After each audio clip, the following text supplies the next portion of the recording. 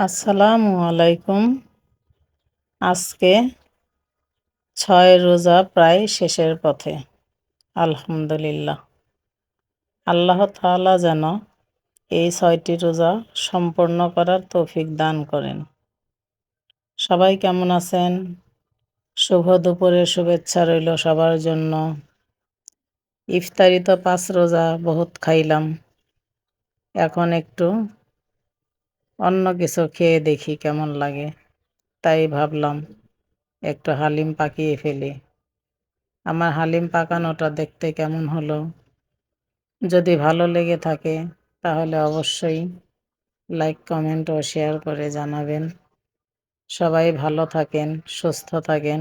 সবার জন্য অনেক অনেক দোয়া ও ভালোবাসা রইল। সবাইকে যেন আল্লাহ তাআলা ৩০টা রোজা করার তৌফিক দান করেন। সবাই ভালো থাকেন। সবার জন্য দোয়া রইল। আপনারাও আমার জন্য দোয়া করবেন।